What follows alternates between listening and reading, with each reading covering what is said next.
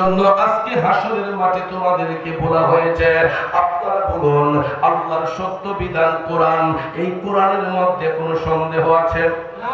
জোরে বলেন আছে?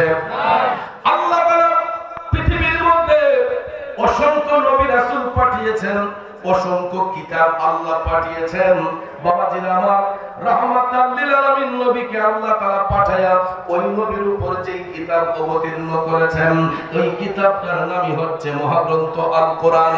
আল্লাহ তাআলা বিশ্ববাসীর সঙ্গে অন্য কোন কিতাব নিয়ে চ্যালেঞ্জ করেন নাই, অন্য কোন গ্রন্থ নিয়ে চ্যালেঞ্জ করেন নাই, একমাত্র মহাগ্রন্থ আল কোরআন নিয়ে আল্লাহ তাআলা চ্যালেঞ্জ করে বলতেছেন, যালিকাল কিতাবু লা রাইবা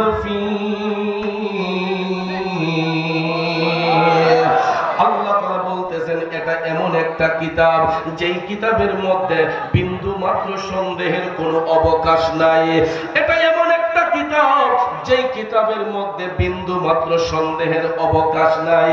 সঙ্গে সঙ্গে আল্লাহ বলেন, হুদাল্লিল মুত্তাকিন,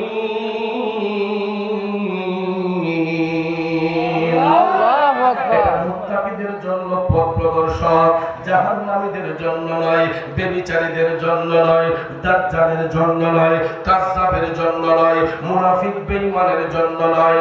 আল্লাহ আমলের মধ্যে মাশগুল থাকবে, আর ওই সমস্ত ব্যক্তিগুলোকে আমার আল্লাহ বান্দা থেকে বন্ধু রূপে গ্রহণ করে। তাহলে বাজান, আমরা আল্লাহর বন্ধু হতে চাই কি চাই না? কারা কারা চাই দুই হাত উঁচু করে দেখায় আল্লাহকে। নারায়ে তাকবীর, নারায়ে রিসালাত, আহলে সুন্নাত ওয়াল জামাত।